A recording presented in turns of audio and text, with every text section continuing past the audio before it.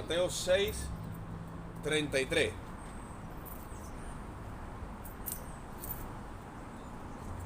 ¿Estáis allí? Amén.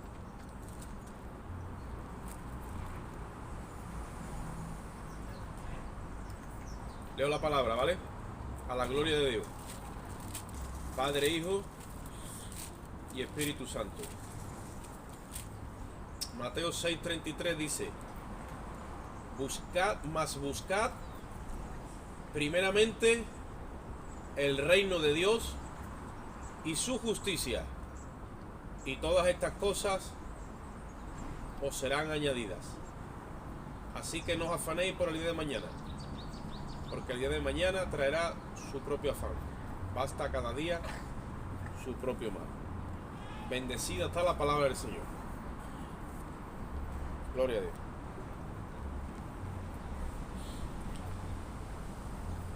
Quiero ponerle como título a este mensaje: el reino y su justicia como la base del propósito eterno de Dios.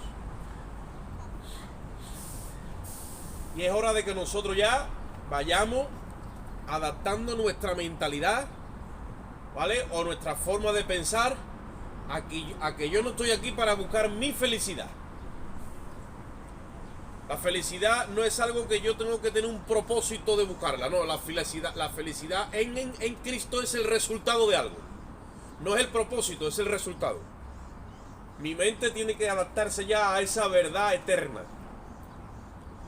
Cuando yo busco el eterno propósito de Dios, entonces es que como resultado viene la felicidad.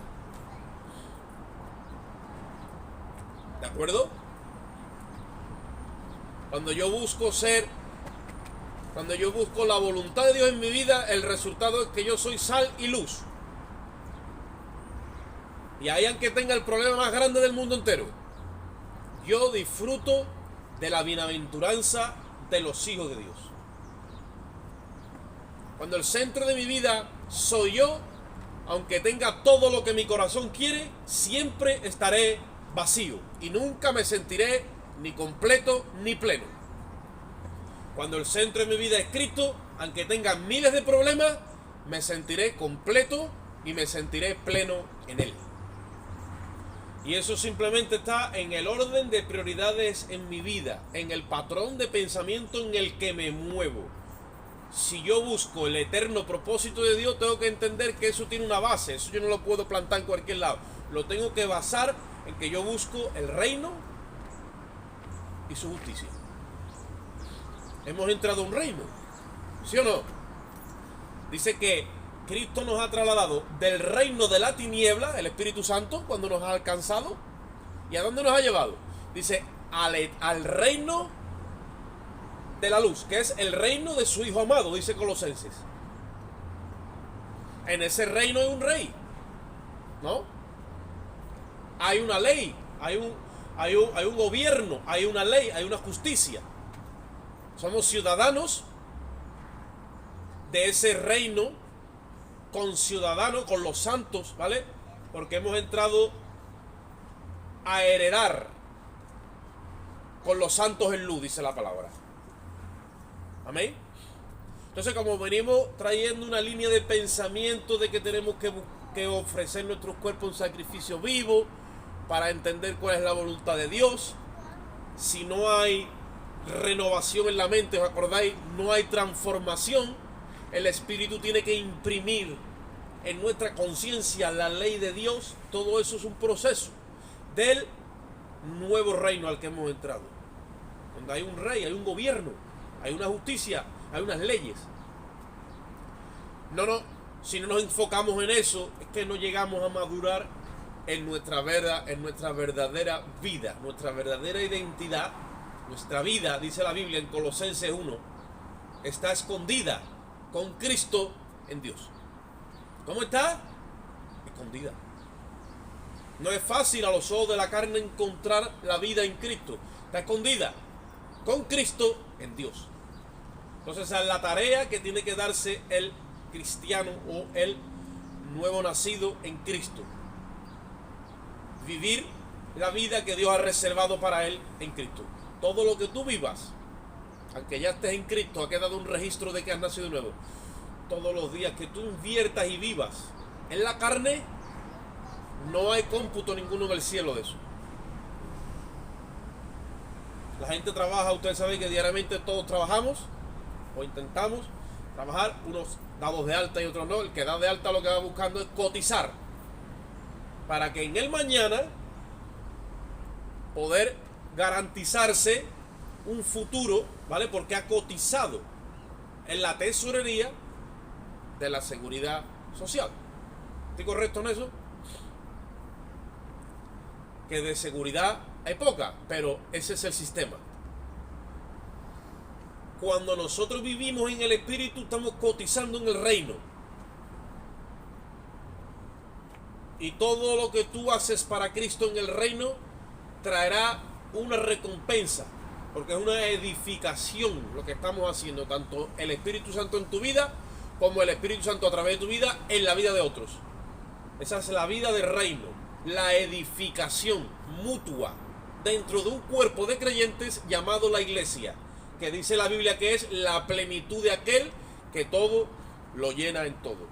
Entonces estamos en el propósito o en el proceso de caminar en esta nueva vida que Dios nos ha regalado en Cristo Jesús, donde está escondida esa nueva identidad, oye esto, esa nueva naturaleza que traemos de Cristo y esa nueva posición. Ahora, por falta de entendimiento y de conocimiento, no llegamos a disfrutar plenamente de esta vida. ¿Dónde está el error? ¿O dónde está el fallo? ¿Dónde da fallo? En que nos está faltando el conocimiento de Dios dentro de nuestro espíritu. Dios es un océano, es un mar de conocimiento. Ahora todo eso tiene que pasar por mi entendimiento, que es un filtro muy pequeño. En la medida de que Dios ilumine o alumbre mi entendimiento, por eso dice Pablo a los Efesios, yo oro y pido a Dios que alumbre vuestro entendimiento, los ojos de vuestro entendimiento, para que entendáis cuál es la anchura, la profundidad, cuál es la medida y la longitud de todo este proyecto que es del amor de Dios en Cristo. Estamos usando muchos términos abstractos y tenemos que estar ágiles en la mente para coger los conceptos y ubicarlos. Entonces, en este proceso muchas veces sufrimos y nos quedamos como aletargados, o nuestra carrera de crecimiento en Cristo se detiene y empezamos a dar vueltas en círculos. Le ponemos el piloto automático. ¿Por qué? Porque ya no sé cómo se busca o se sigue buscando alcanzar el propósito eterno, ¿vale? Por eso dice Pablo, no que ya lo haya alcanzado, pero una cosa hago, me olvido de lo que queda atrás, dice, y prosigo hacia adelante, hacia el blanco, hacia la meta, para alcanzar o para agarrar, él dice, asir, aquello para lo que Dios también me asió a mí, me agarró. Hay un propósito de Dios con nosotros. Si no acabamos de definir bien esto, ¿sabéis lo que es una definición? La definición de las cosas, ¿vale? Ese es el significado real que tienen. Igual que el mundo ahora está jugando con las palabras y está trayendo confusión con unos términos, llamándole a lo que es otra cosa que no es, ¿me entendéis? Lo mismo pasa dentro de la iglesia. Los líderes han empezado a tergiversar la terminología de las cosas y le han cambiado el significado, la iglesia entra en confusión. Hay que llamar a las cosas por su nombre. La iglesia no está aquí. O sea, Dios no salvó a la iglesia para que sea salva. Yo no sé si me explico. Dios salvó a la iglesia para que alcance el propósito que Adán no alcanzó y que Dios reservó en Cristo. Adán perdió el gobierno que Dios le dio.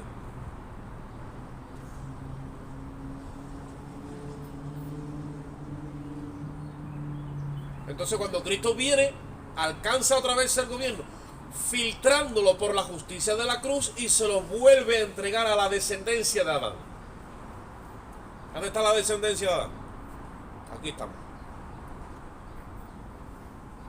Lo que pasa es que ahora nos han dado el nombre de la iglesia, la que sale de la costilla, no de Adán, sino del postrer Adán. En la cruz, Él nos parió. Y si aquel primer Adán tuvo que entrar en un sueño para Dios arrancarle la costilla, ¿sí? El postrer Adán estuvo 3 días y 3 noches muerto, para que cuando resucitara pudiera legalmente entregarle el gobierno a Eva, la iglesia. En eso estamos. Entonces, una vida donde Cristo es el centro es una vida donde yo estoy sometido a un rey. Es una vida donde yo me preocupo y me doy a la tarea de vivir para la ley y el gobierno de ese rey. Es tan fina la línea divisoria que muchas veces nos confundimos y estamos viviendo para nosotros bajo la etiqueta de que vivimos para Él, porque es muy, muy fina la línea, porque la palabra no ha llegado a penetrar en la profundidad a donde Dios la quiere llevar. Dice Hebreos 4:12 que la palabra de Dios es viva y eficaz, más cortante que toda espada de doble filo, que penetra, dice. No se queda, penetra y penetra hasta parte el alma del espíritu, la separa. Ahí llega la cruz y se cimienta en tu vida. Cuando la cruz está cimentada en la vida del creyente y parte el alma del espíritu, entonces la línea no es fina, la línea es enorme. Y el creyente tiene un discernimiento súper claro. Allí está la tiniebla y allí está la luz. No se le rebuja, no anda difuminadamente, no anda ambiguamente, lo tiene todo claro, porque la antorcha está alumbrando literalmente delante de su entendimiento, le está alumbrando los ojos del entendimiento y está entrando todo el conocimiento de Dios, chorreando ese candelabro, está saliendo ese aceite y está procesando por mi entendimiento el conocimiento de Dios. El creyente lo tiene súper claro, porque la palabra ha penetrado hasta el chasis, los tuétanos, dice la palabra. Lo más profundo ha sido tocado por la voluntad de Dios en mi vida, de manera de que mi conciencia ha quedado afectada por la voluntad de Dios. Y ya tenemos que decir, en cierto orden, como dijo aquel fraile agustino alemán, que mi conciencia es cautiva de la palabra de Dios. Acordaros que estuvimos hablando el otro día que aunque Dios tiene su ley, que es la ley de vida en Cristo, la ley del Espíritu de vida en Cristo, no todos la recibimos como nuestra ley. Sabemos lo que Dios ha dicho, pero otra cosa es que mi conciencia lo haya aprobado. Cuando mi conciencia aprueba algo, ya eso se graba en mi conciencia y evita que yo traspase ese lindero, porque lo he aprobado en mi conciencia. Pero cuando mi conciencia no ha aprobado todavía algunos aspectos de la ley de Dios, aun cuando sé que eso es voluntad de Dios, yo estoy continuamente rebasando eso y mi conciencia no me dicta nada, porque todavía no lo he aprobado y no ha sido imprimida esa voluntad en mi conciencia. Por eso que hacemos muchas veces cosas que no debemos. ¿Estamos? Y después lo único que nos queda es arrepentirnos. Pero todavía hay un margen donde nuestro corazón, donde hay, es como Israel. Si no ocupaba toda la tierra de Canaán, quedaban territorios ocupados, que todavía están así. Y esos territorios ocupados, ahí se meten los fereceos, los amorreos y todo lo feo. Que esa parte humana tuya, caída adámica, que siempre va a buscar su deseo carnal y humano, su capricho, y lo que viene de la carne. Por eso dice Pablo que el deseo de la carne es contra el espíritu, y el deseo del espíritu es contra el de la carne, y estos dos se oponen. Uno le pertenece a Adán y otro le pertenece al postrer Adán. Adán es nuestro primer marido, como dice Romanos 7, Y esa ley es la que nos gobierna, que es la ley del pecado y de la muerte. Y para ser libre de ese primer marido, Cristo tuvo que morir con la semejanza del primer Adán, para que nosotros, dice, fuésemos de otro. ¿De quién? Dice, del que resucitó de entre los muertos. Y ahora ya tenemos libertad para casarnos con quien queramos, porque ha muerto nuestro primer marido y somos libres de esa ley. Entonces ahora que podemos escoger la ley de vida en Cristo y casarnos con el que se resucitó de entre los muertos, nuestro bendito Rey y Salvador. Ahora que ya somos de Él, que pertenecemos a su reino, que tenemos la categoría de esposa, que tenemos una nueva naturaleza, una nueva identidad y una nueva posición, tenemos que aprender las formas y maneras en el reino. ¿Os acordáis cuando la reina Esther estuvo cautiva en lo que era la capital, Susa, del reino en aquel tiempo que gobernaban los medo-persas?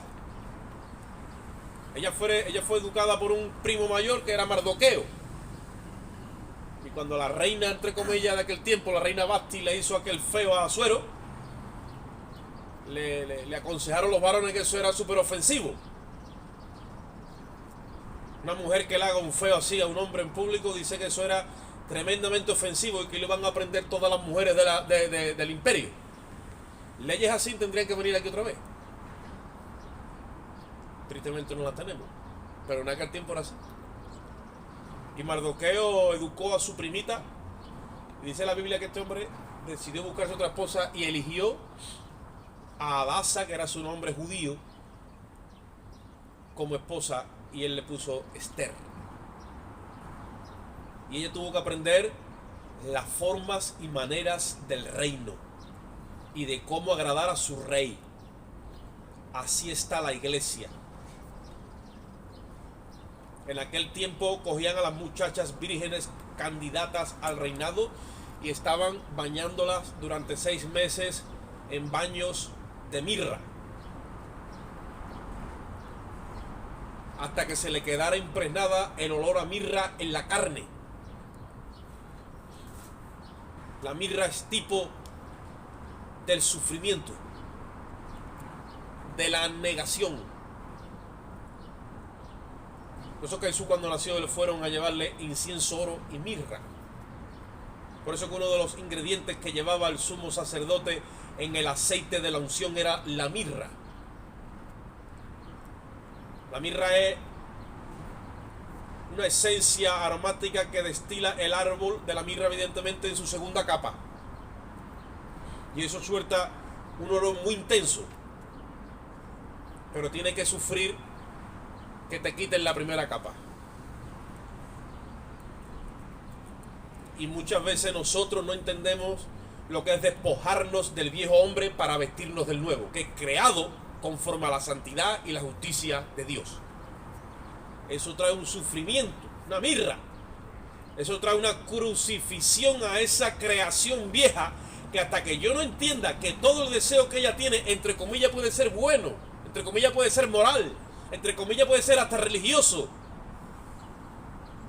pero lo que va a buscar es mi enemistad con Dios, porque la carne es enemiga. Los designios de ella son muerte.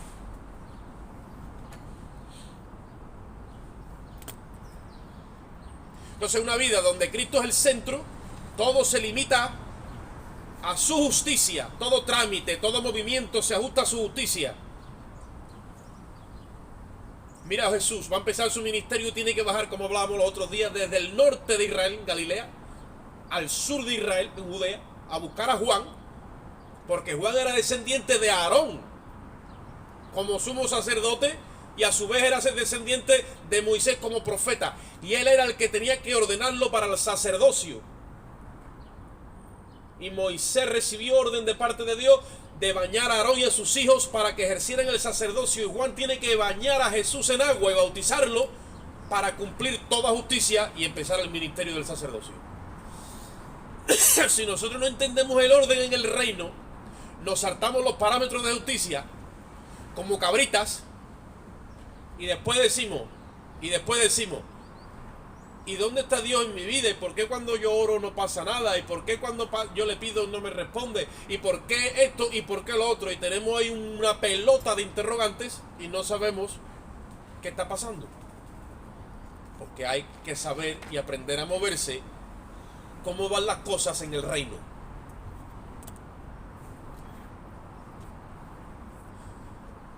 El Espíritu es el único que va imprimiendo en nuestra conciencia la ley del reino y su justicia, que es la ley del postrer Adán, la ley del Espíritu de vida en Cristo.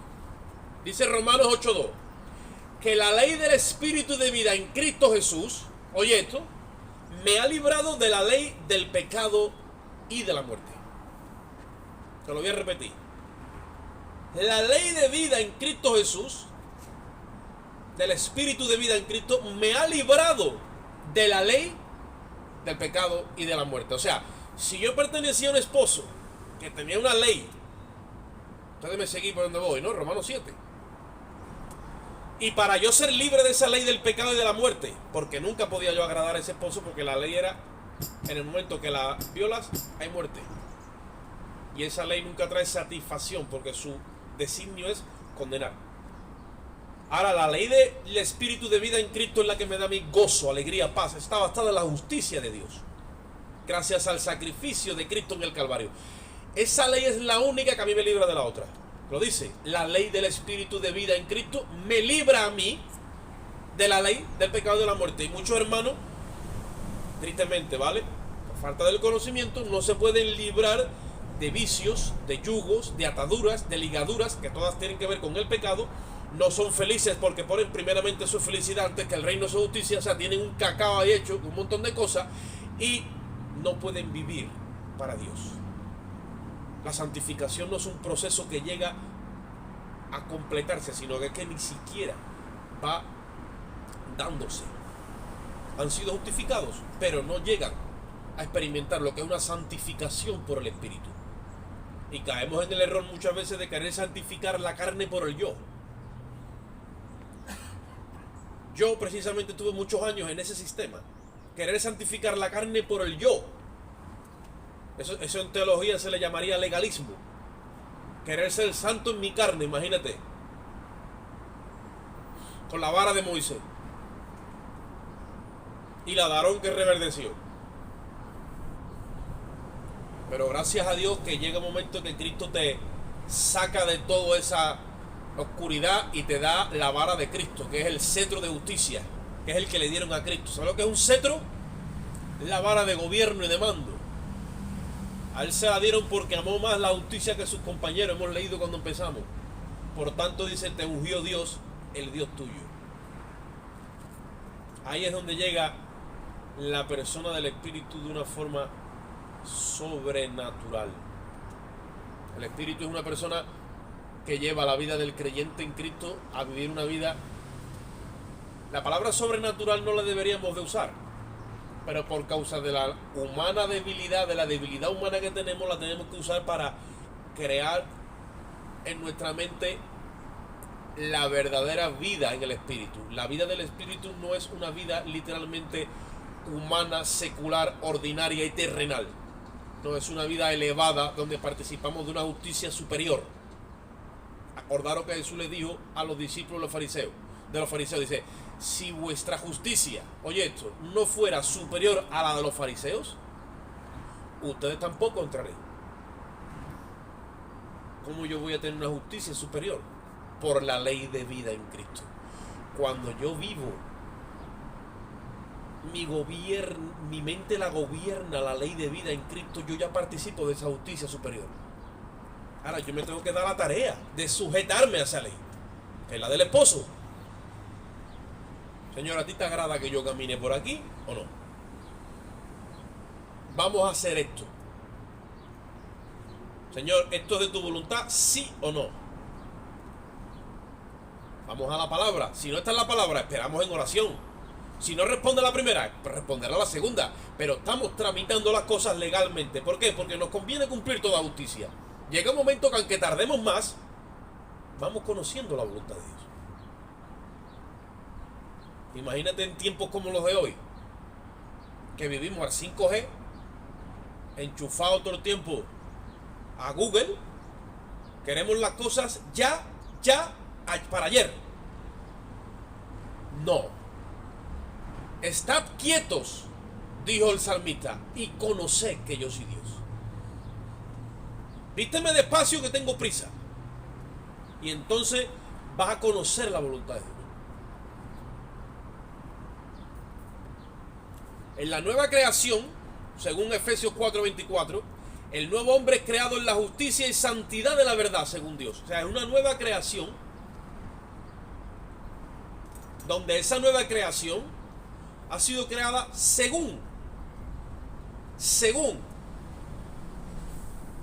ahí lo dice, según la justicia y la santidad. Entonces, cuando nosotros participamos del nuevo hombre, la nueva mente de Cristo, no nos puede dar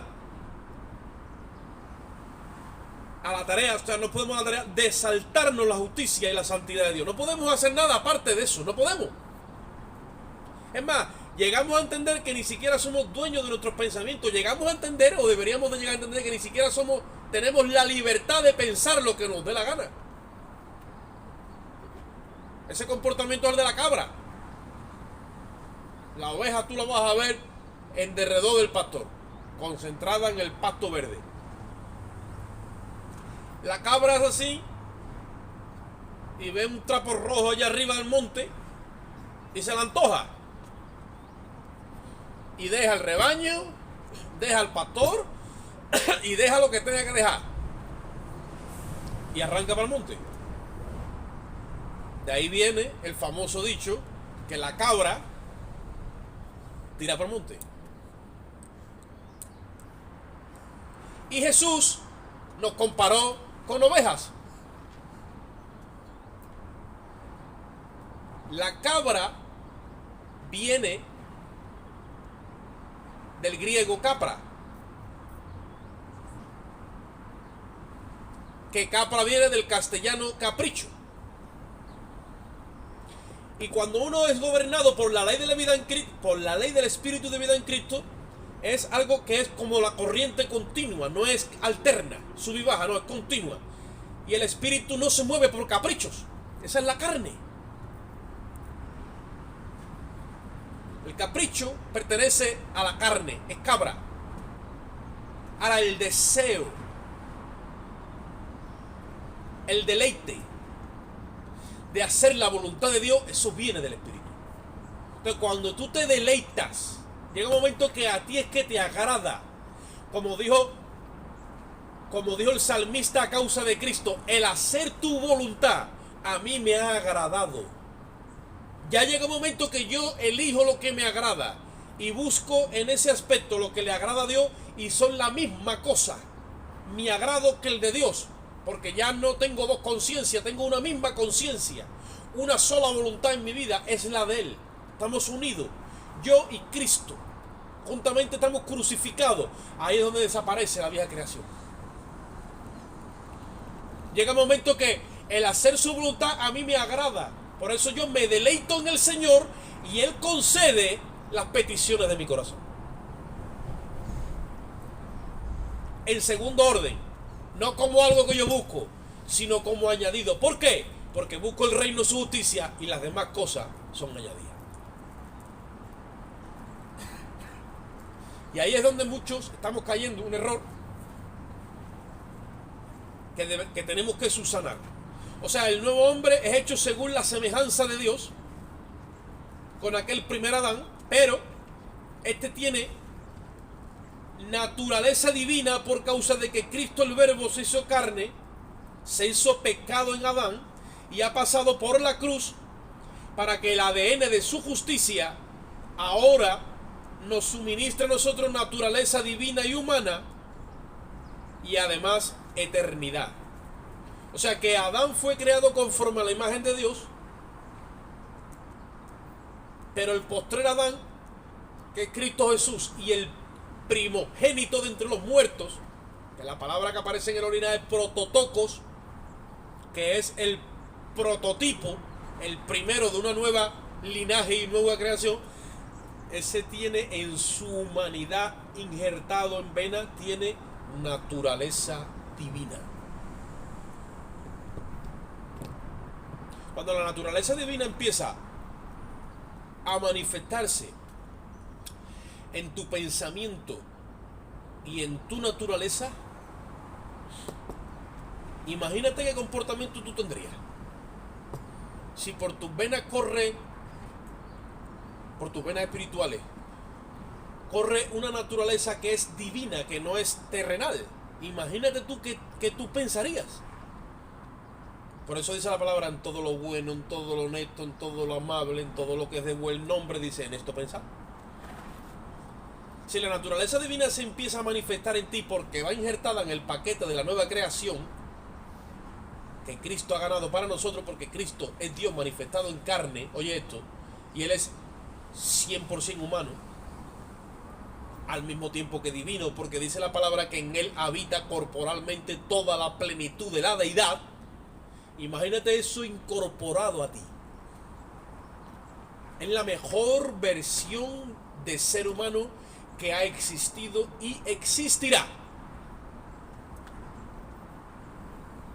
Diseñada, educada, probada y homologada para no desobedecer nunca la voluntad de Dios. Y ha sido presentada en el ministerio de justicia de arriba. Por eso dice la Biblia que no entró Cristo en el santuario terrenal. ¿Sabéis eso, verdad?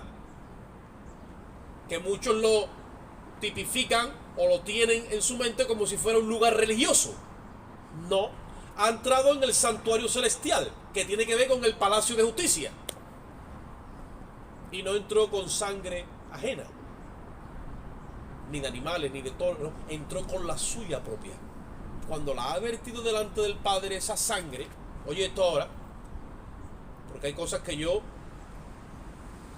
dice que en parte conocemos y en parte profetizamos. A mí todavía en mi humanidad no puedo llegar yo a procesar y entender que la sangre de Cristo ha sido introducida arriba, pero dice la Biblia que la sangre de Cristo está arriba. Y está delante de los ojos del Padre, ahí testificando. Todavía eso está testificando en favor nuestro. Cuando el Padre tiene que mirarnos, no nos puede mirar aparte de la cruz, tiene que mirarnos a través del catalizador de la cruz. Por eso es que nos ve santos, irreprensibles y sin mancha. Porque esa sangre habla. Dice que la sangre de Cristo habla mejor que la de Abel. Porque la de Abel murió diciendo: hazme justicia de mi hermano. Pero la de Cristo murió diciendo: perdónalos porque no saben lo que están haciendo. Esa sangre nos ha injertado la naturaleza a nosotros de Cristo. Hemos sido lavados en esa sangre. Y de esa sangre nacen nuevos hijos para Dios. Imagínate, te traen a ti sucio, lleno de pecado, y te meten en ese lebrillo, que es la cruz. Pero como yo vi hace muchos años una visión, ahí metido en un lebrillo de sangre. Imagínate que estaba yo orando en la mañana y veo un lebrillo de sangre. Y veo que Dios me pone el lebrillo delante como un sacerdote, imagínate. Y yo, en vez de coger la sangre y llevarla a lo que hacían los levitas, la me introducía en el templo para que eso expiara la culpa del judío que está afuera con el animal. Yo de esa sangre empiezo a meter las manos en ese barreño y empiezo a sacar bebé recién nacido con la piel blanca. Y saco uno, y saco otro, y saco otro. Yo no entendía. Y saco otro, y saco otro. Y venga a salir nuevos convertidos, nuevos bebés recién nacidos de esa sangre. Así es como se ve en el cielo. Ahí es cuando tú y yo hemos sido hechos hijos de Dios. Ustedes saben que por cultura y tradición dice la gente: bueno, todos somos hijos de Dios, ¿no, primo? Y decirle: bueno, uno no le quiere hacer daño, pero dice la Biblia: a los que le recibieron les dio poder de ser hechos hijos de Dios. Ahí somos hechos hijos de Dios. Nacemos de la sangre del agua y de la sangre, nacidos del Espíritu. Cuando un hombre y una mujer se ponen de acuerdo, hay voluntad humana y ahí nace una criatura que estamos añadiéndola a la lista de Adán. Pero cuando Dios va a parir un hijo, dice la Biblia que los que son engendrados por Dios no son ni de voluntad de carne ni de sangre, sino de voluntad de Dios. Dios se pone de acuerdo con Cristo y te pare a ti y a mí cuando nos atrae al Calvario, y ahí nos hace nacer de nuevo. Por eso dice el Hijo que nadie viene a Él si el Padre no lo atrajere, pero que nadie puede llegar al Padre si no es a través del Hijo, porque hay que pasar por el sacrificio de la cruz. Todo eso que a nosotros nos parece como una ritología religiosa judía, no tiene nada que ver con eso. Son todos términos de justicia. Todo. Y según la ley, dice la Biblia, todo es purificado con sangre. Y sin derramamiento de sangre no puede haber remisión de la culpa.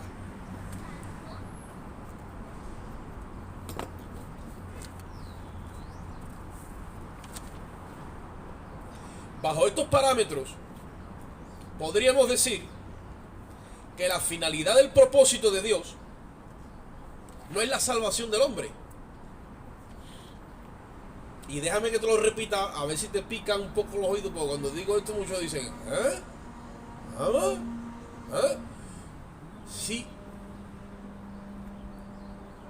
Cuando ya hemos hablado lo que hemos hablado, claro, te tengo que situar y echarte un cimiento para ahora hablarte otras cosas. Después de haberte dicho esto, o haber compartido esto, o sometido esto a tu juicio que tú tienes ya como creyente, podríamos decir que la finalidad, oye esto, la finalidad, el fin, con el propósito que Dios te salva, no es para ser salvo. O mejor dicho, la finalidad del propósito de Dios no es la salvación tuya, sino que Dios te habilita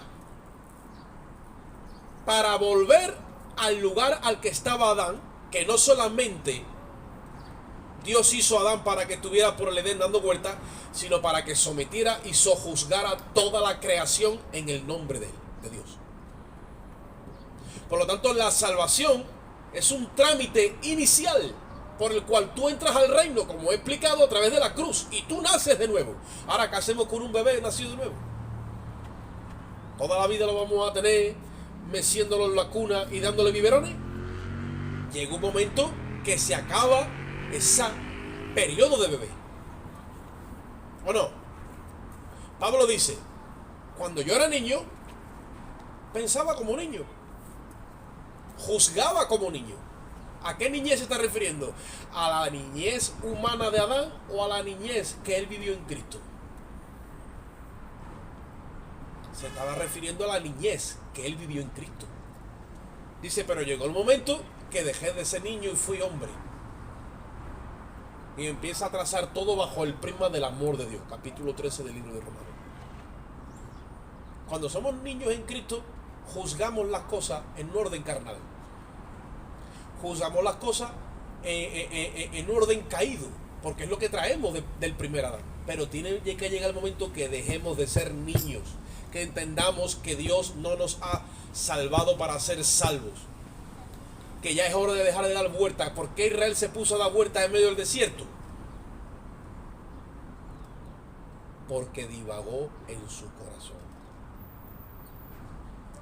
Léete capítulo 3 y 4 del libro de Hebreos. Te vas a dar cuenta que Israel no divagó en el desierto, divagó en su corazón. Por eso Dios dice que se disgustó.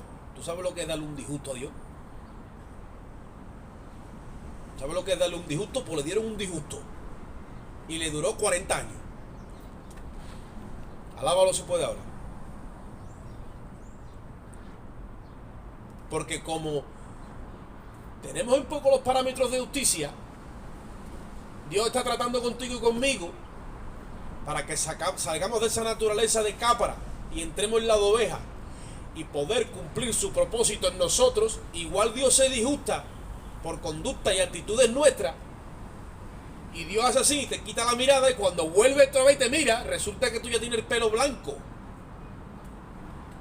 Como la nieve. Dice, es que Dios no me habla. Y se ha cogido 20 años sin hablarte. Disgustado. ¿Ha dejado de ser tu padre? No. Pero se ha creado un conflicto ahí por falta de conocimiento y entendimiento. Ahora tenemos el Espíritu de Dios, el Consolador, el que agiliza todo el trámite de esa nueva creación, para que crezcamos en aquel, dice la Biblia, que es la plenitud de todo, para que crezcamos en Él, injertados en un cuerpo. No, pero hermano, déjame una historia a mí, que yo quiero sencillo, ¿ves? Ahí nos agarramos. No me meta también mucho berenjena, que yo no...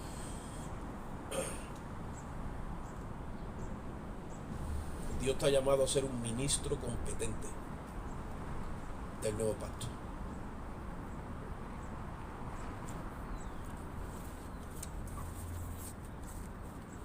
Dijo Jesús, cuando hagáis lo que debierais, ¿qué tenemos que decir?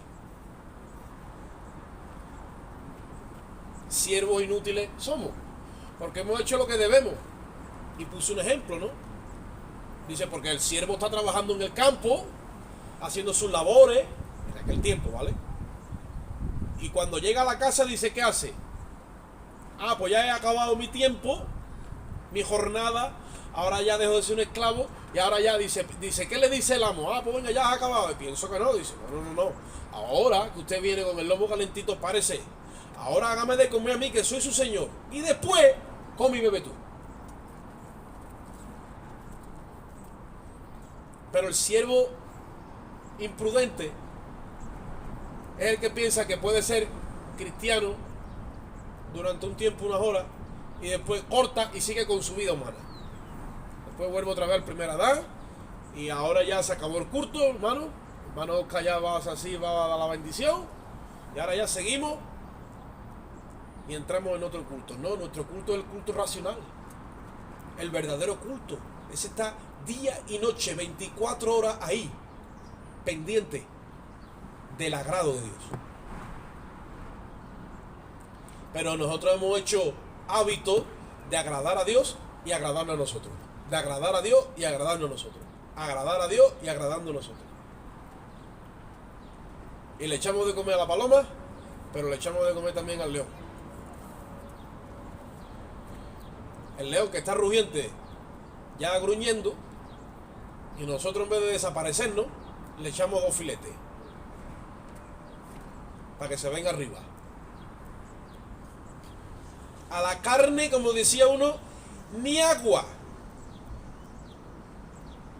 A la carne cero.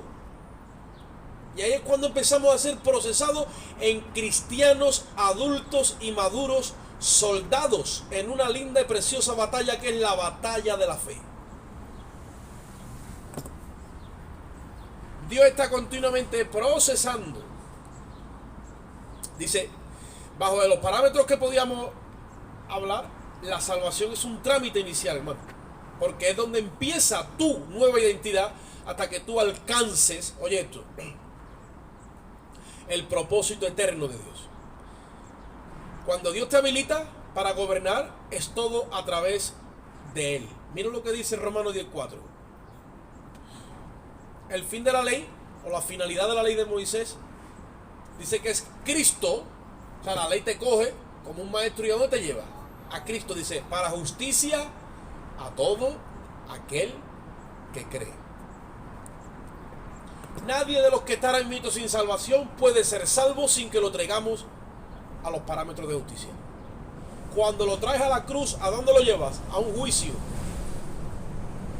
donde se intercambian los acusados, y Cristo entra a ese juicio en calidad de acusado por ti, y detrás del juicio sale tú en calidad de inocente por Él. Justicia. En el momento que eres declarado inocente, el Padre dice, eres justo, porque has sido juzgado y no he hallado en ti ninguna falta. Por lo tanto te declaro justo. Y ahí eres hecho hijo de Dios para siempre. Empieza tu nueva etapa. La etapa de hijo de Dios. Ahí empieza. Dios no salva al hombre para ser salvo, sino para que la salvación sea un trámite inicial por el cual el hombre es vuelto a nacer o renacer, el vuelto a ser creado para el reino y su justicia. Si te quedas en la naturaleza adámica caída, el reino que computa es el que está aquí abajo. Por eso dice Pablo, no os conforméis a este siglo. Significa, no te conformes a este sistema, sino renuévate en el espíritu de tu mente, sabiendo de que tú no eres de aquí, sino que eres de allí, y tienes que estar continuamente sabiendo cuál es tu reino, cuál es tu sistema, cuál es tu rey y cuál es tu ley.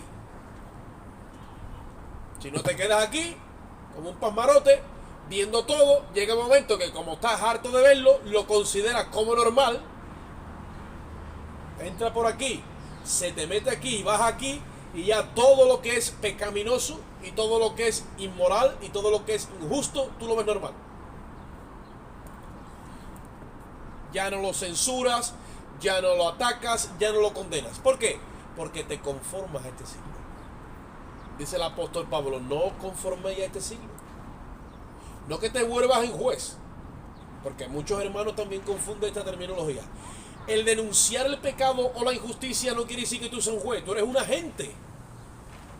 Que un policía llegue y te ponga una denuncia no quiere decir que él te juzga, él te manda al juez, el juez que va a dictaminar. Que un cristiano denuncie el pecado, o anuncie el reino, o haga lo que tiene que hacer como un agente, una autoridad aquí en la tierra, una embajada, un embajador del reino, haga todo eso, no quiere decir que sea juez de nadie, simplemente está cumpliendo con su obligación.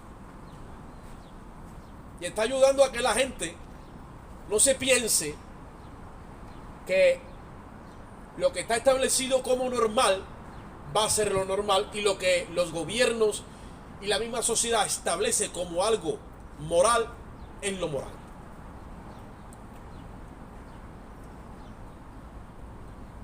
Por mucho que la sociedad absorba este pecado y toda esta mentira que viene bajando, siempre y cuando haya un creyente que se ponga firme de parte de Dios, el reino de la tiniebla no puede prevalecer. Para que el reino de la tiniebla prevalezca y se establezca, tiene que ser sacada la luz de aquí abajo. Y la luz está en la iglesia.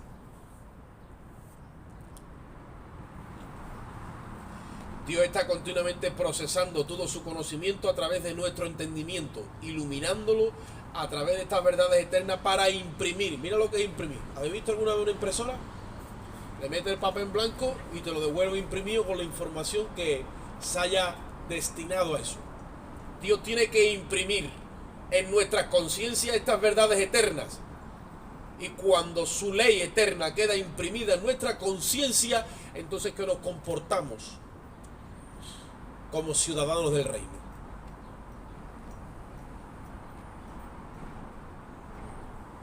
La ley del espíritu de vida es la ley del reino y su justicia. Para coger conciencia del reino, tenemos que saber en qué consiste el reino. Dice Romanos 14 y 17, que el reino de Dios no es comida ni bebida. Ya sé por lo menos en qué no consiste el reino, en comer y en beber. Bueno, pero hay que sentarse todos los días a la mesa. Pues claro, no vamos, ahí nosotros somos los número uno. Tranquilo que más tarde que temprano te vas a sentar a la mesa. Pero no es el reino. No tienes que tener tú todo el tiempo en la mente de qué voy a comer o qué voy a beber o de qué me voy a sustentar o cómo yo voy a tirar para adelante. A donde hemos comenzado que dice buscar el reino y su justicia, un versículo antes Jesús le estaba diciendo, eso buscan los gentiles. ¿Qué comeremos? ¿Qué vestiremos? Preocupados, ¿cómo vamos a tirar para adelante? Dice, ustedes no seáis de ese grupo. En el momento que tú te constituyes en un ciudadano del reino, El reino tiene la obligación de sostener a sus ciudadanos. Lo único que ocurre es que los ciudadanos del reino son guerreros, son gente que está en la batalla.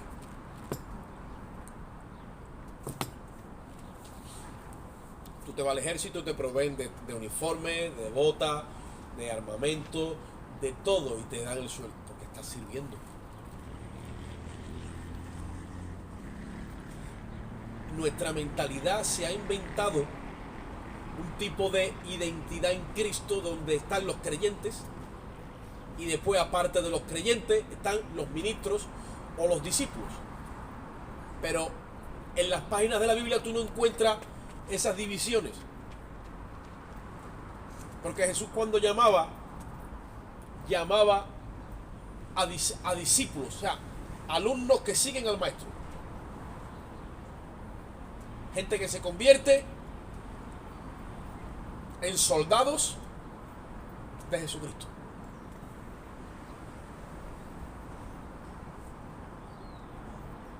Le dice Pablo a Timoteo: tú pues, hijo mío, Timoteo, soporta las aflicciones como buen soldado de Jesucristo, le dice.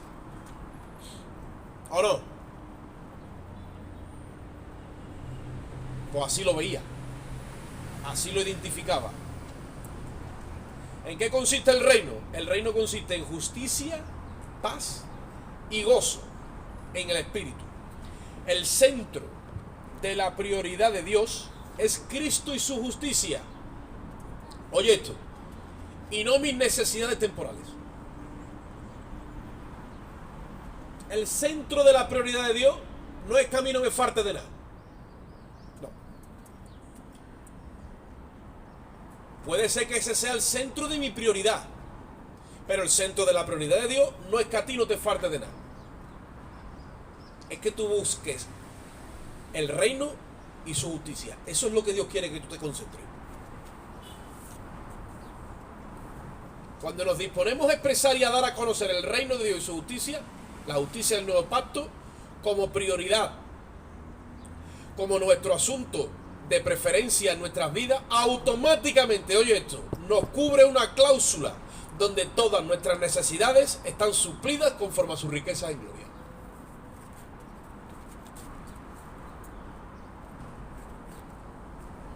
Bueno, pero yo tengo necesidad de unos zapatos rosas,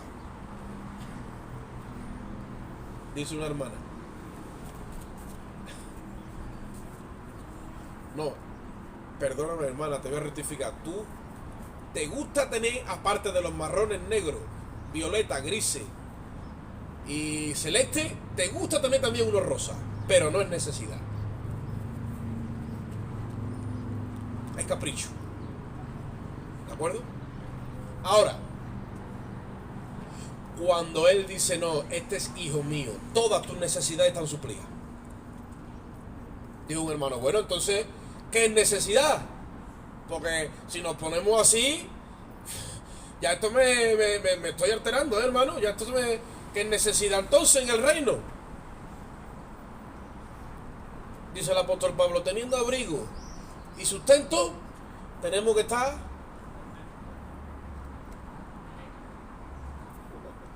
Ya eso es justicia, paz y gozo en el Espíritu. Mano, pero los tiempos han cambiado. Sí, pero Dios no cambia. Dios es el mismo ayer, hoy y por los siglos. No, pero Dios prospera. Amén. Dios te prosperará igual que prospera tu alma. Conforme tu alma vaya prosperando en este negocio de procesar y entender las cosas de Dios, claro que te prospera. Ahora, ¿tú crees que Dios tiene poder para darte unos zapatos, además de todos los que tiene, uno también rosa? Claro que tiene poder. Uno no es un camión, si hace falta. El problema es que eso no dañe tu corazón y tu comunión íntima con Él. Y que nada ni nadie reemplace que el centro de tu vida es Cristo como Rey y Señor. ¿Qué le decimos nosotros a las vidas cuando los traemos para aceptar a Cristo como el Salvador? Le decimos que lo acepten como el Salvador y como ¿qué? Como el Señor de su vida. Salvador de su alma y Señor. Ahora viene Cristo y me dice: todo el que me dice Señor, Señor, no va a entrar. Pero si es un hijo tuyo, es un hermano en la fe que te dice, Señor, sí, pero no hace mi voluntad. Quiere que yo lo salve, pero no quiere servir.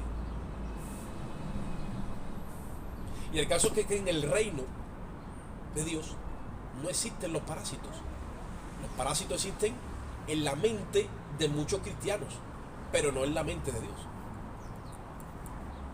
Jesucristo dijo, mi padre hasta ahora trabaja y yo también trabajo.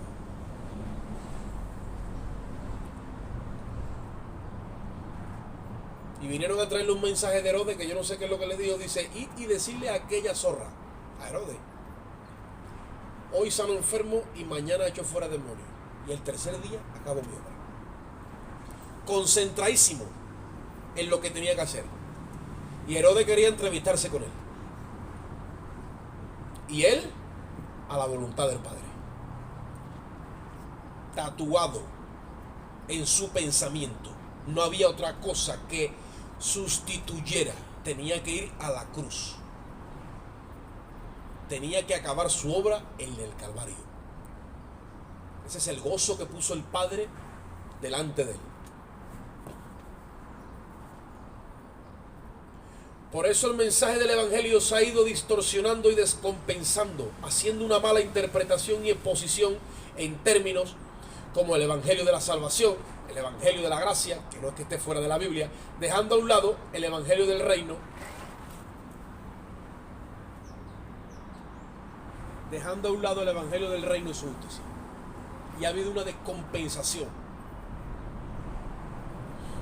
El mensaje del Evangelio del Reino abarca todo el propósito eterno de Dios, poniendo como base y eje y la médula, el esqueleto que mantiene el plan de Dios.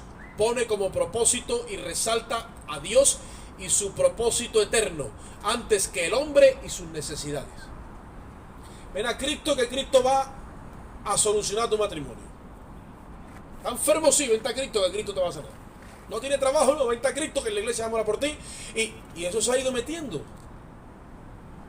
Porque había unas buenas intenciones, pero no eran el diseño del propósito. El propósito es presentar a Cristo como Salvador y Señor. Y hacerle entender a la gente que aquí hay un problema judicial. Donde ahora mismo estamos todos en busca y captura. Y en el momento que la muerte te encuentre, te lleva. Porque es consecuencia de una sentencia que se ha dictado desde un trono de justicia, donde dice que el alma que pecare, esa morirá. Sacarle a la gente de la mente ya de una vez que nos morimos porque es ley de vida. No, es ley judicial. Y si fuera ley de vida, todos tendríamos que morirnos de viejo. Y nos está enseñando la realidad de que se muere el viejo y se muere el joven también. Y se muere el enfermo y se muere el sano. ¿Por qué? Y nadie da una explicación. La iglesia tiene que explicar eso. Término de justicia es una sentencia. ¿Sabéis por qué muere el ser humano? Porque se ha puesto viejo. No, muere porque ha pecado. Y como el pecado entró en el mundo por un hombre, así la muerte pasó a todos los hombres porque todos pecaron. Y el único que ha sido capaz de resolver judicialmente este asunto se llama Jesucristo, el Hijo de Dios. El cual la muerte lo retuvo por 3 días, y cuando descubrieron que nunca había pecado, la muerte no pudo retenerlo. Y se produjo la primera resurrección en la historia de la humanidad. La muerte tuvo que soltarlo. En términos judiciales, 3 días y 3 noches, 72 horas, no puede permanecer más tiempo una persona detenida sin poder demostrar que es culpable. Todas esas realidades tenemos que ajustarlas a nuestra vida para andar en un sistema de justicia correcto. En el reino nos están enseñando. Entonces, el reino y su justicia expresa a Cristo como rey y su trono de justicia como la central desde donde se gobierna. El reino y su justicia no exalta la humanidad, ni la habilidad, ni la necesidad del hombre, sino la divinidad, la santidad y la autoridad de Dios en un hombre, Cristo Jesús el Señor. Eso es el reino y su justicia. Según Hebreos capítulo 5, versículos 13 y 14, los que participan de la leche son niños, porque la leche es un crecimiento para salvación. Y posiblemente esté adulterada. ¿Por qué dice el apóstol Pedro? En 1 de Pedro capítulo 2 versículo 1 al 3. Desead como niños recién nacidos la leche espiritual no adulterada. Porque la leche espiritual adulterada, él está dando a conocer y entender que trae hipocresía, falsedad, engaño, y eso es lo que pare, en vez de un soldado de Cristo y un hijo de Dios, pare un religioso. Eso, el religioso, hay que pelear con él, ese fariseo interno, y crucificarlo, porque ese tiene la capacidad de venir aquí, se presina, echa la ofrenda, te saluda, y ahora después se va a su vida a seguir haciendo falsedad, hipocresía y engaño. Y como a lo mejor ayuna y da diezmo de todo lo que gana, pues se siente bien, pero ese es el religioso. La palabra del reino es su justicia, donde yo no soy el centro, ni mis necesidades es para los que se han ejercitado en Cristo como el centro y rey de sus vidas. Dice el apóstol Pablo, oye, esto ya acabó. Yo corro, pero no como el que va a la aventura. Yo peleo, pero no como el que golpea al aire, sino que golpeo, que dice, mi cuerpo lo pongo en sacrificio vivo, lo llevo a la servidumbre. Porque Romanos capítulo 6 versículo 14 nos revela a nosotros que gracias al sacrificio de Cristo, oye esto, ahora legalmente tenemos acceso a doblegar nuestra carne, y ella no nos puede obligar a pecar, sino que nosotros la podemos obligar a ella a que le sirva, y todos estos miembros que antes han sido instrumentos de justicia, ahora lo podemos doblegar y que sean instrumentos de justicia para el reino. No puedo, hermano, no puedo, decían antes. Ahora sí puedes, porque legalmente se ha abierto un camino. Hay una cláusula en el contrato del nuevo pacto, y es que el velo, o sea, la carne de Cristo fue rasgada para que se abriera un camino nuevo y vivo, y ese camino es por el que el Espíritu nos introduce a nosotros, y le decimos a esta carne, usted se sujeta y le sirve a Cristo. Lo que pasa es que interviene el engaño del corazón y del pecado. Nosotros creemos que, ay, no puedo. Mentira del diablo, mentira de nuestro corazón. Filipenses 4:13 dice, todo lo puedo en Cristo. Todo. ¿Qué me fortalece?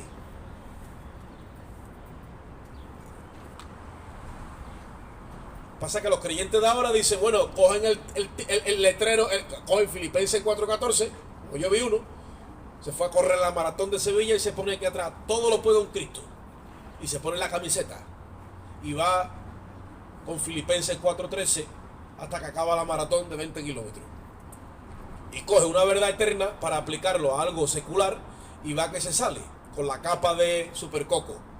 Ahora, cuando me invita a mí el pecado o la carne a no obedecer a Dios ni hacer la voluntad de Dios, digo, bueno, es que no puedo, ¿no? Ahí es donde va Filipenses 4:13.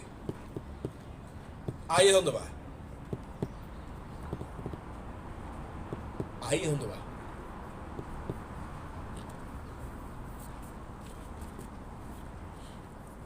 ¿O no? Hermano Antonio, gloria a Dios. Cuando te has comido 2 filetes, dice la carne, cómete otro. Tú le dices no, porque si me como otro me voy a acostar y ahora lo que tengo que hacer es orar. ¿Eh? Te pone cara de pena como diciendo, me tiene aquí enmayado, y resulta que se ha comido ya 3. Y así es como trabaja esto. Ahora en el reino y su justicia, ya acabamos, nos ampara y nos habilita un camino nuevo y vivo, que es su carne. Eso, aunque parezca, aunque lo diga así, es un trámite legal. No son vacíos legales, no es un trámite que ha creado Cristo legal. Te agarras a esa cláusula y le dices a la carne, no. Yo te llevo cautiva a la obediencia a Cristo. Mira, hemos descubierto que nuestra naturaleza es neutra. Hermano Paco, cuando cuando tú tienes el positivo y el negativo, el neutro, cuando por motivo que sea, pueda ser de positivo o de negativo. ¿Sí o no? Porque a la postre es un cable con un envoltorio con otro color. Entonces, esta naturaleza ha quedado neutra por causa de los méritos de Cristo. Y ahora sí está preparada para servir a Dios. Todo lo que ella se niegue o te lo ponga muy oscuro es engaño, es mentira. Está totalmente habilitada para servir a Dios. Es neutra y tiene que someterse a los designios del Espíritu. Y en ese ejercicio, oye esto, desarrollo, se va ejercitando el discernimiento tanto del bien como del mal. Los que no se ejercitan, van al gimnasio a ejercitarse en el bien y el mal, son inexpertos en la palabra de justicia. Y todo aquel que es inexperto en la palabra de justicia, dice la Biblia, que es niño. Entonces no se le puede hablar cosas contundentes en cuanto a la eternidad, porque es una persona que continuamente está centrada en sus necesidades, en sus problemas, en sus situaciones. Y de ahí no sale, de ahí no sale. Entonces decirle tú, déjalo tuyo, para encargarte de lo de Dios, es como el que coge un recién nacido y en vez de meterle el biberón que le toca, le mete un filete de estos de los picapiedras. No puede. Necesita un trámite, un proceso, poco a poco, que se le vayan saliendo los dientes, se le vayan formando. Y ahí sí, porque cuando era niño pensaba como niño, jugaba, pero ya no, ya soy adulto. ¿Ustedes entendéis? Entonces, es una incongruencia que le demos un filete a un niño. No está correcto, vamos a seguir el proceso. Pero lo que no puede ser es que le tenemos que dar biberón a un adulto y después de darle el biberón, tengo que sacar yo el pañuelo y limpiarle la barba. Porque ya es adulto. Y quiere que se le dé una palabra y unas instrucciones donde no me saque de mi comodidad, porque estoy totalmente concentrado en mi vida. Amados míos y hermanos míos, amadísimos míos, esa conducta es propia del momento, pero todo aquel que pasó su tiempo y sigue en esa conducta, yo le tengo que comunicar esta mañana que no está en la fe. Eso no es la fe. El apóstol dice, examinaos vosotros mismos si estáis en la fe. Y no nos podemos desviar de esta fe. No podemos retroceder, sino que tenemos que preservar en esta fe para la preservación del alma, dice la Biblia. Y aquí es como la luz de la aurora, que vamos en aumento hasta que el día es perfecto. Dios no engendra hijos para que se malformen, para que cojan enfermedades raras. Todo eso ha venido por la distorsión de la mala doctrina en la iglesia. La iglesia tiene que ser sanada y otra vez llevarla a la diálisis de la cruz para que sea filtrada toda la voluntad de Dios y que el amor de Dios empiece otra vez a resurgir vino nuevo en odres nuevos. Y la iglesia empieza a coger conciencia de iglesia y salga de ese trauma que por siglos nos han tenido encerrados. Y saber que no va a pasar absolutamente nada que Dios no haya valorado en el presupuesto que ha hecho por nosotros en Cristo. A Dios no lo mueve nadie de su trono. Su trono está hecho, su cimiento dice que es justicia y juicio. Tenemos que perder el temor. Dice que el que teme todavía no ha sido perfeccionado en el amor, sino que se mueve en el castigo, porque el temor lleva en sí castigo. Pero el que está fuera del temor entra en el amor. Y el amor se perfecciona en ese corazón, ya se va el temor. No tenemos que andar temiendo a nada, absolutamente a nada, porque nuestra fe está basada en la resurrección de Jesucristo de entre los muertos. Tenemos victoria total plena. No hay margen de duda ni de nada. Está todo completo, terminado, macizo y acabado en Cristo. Amén. Gloria a Dios. Padre, te damos gracias en esta mañana, Dios mío. Yo te ruego que esta palabra nos haga reflexionar y adentrarnos dentro de nuestro corazón. Imprime tu voluntad en cada uno de nosotros y llévanos, dilata y ensancha, Dios mío, nuestro entendimiento con la luz de tu palabra. Y ayúdanos, Señor, a entender quién somos y dónde tenemos que posicionarnos en esta hora. Da crecimiento a nuestros corazones, Dios mío, por tu Espíritu, y ayúdanos a tomar las decisiones pertinentes en esta hora, Señor.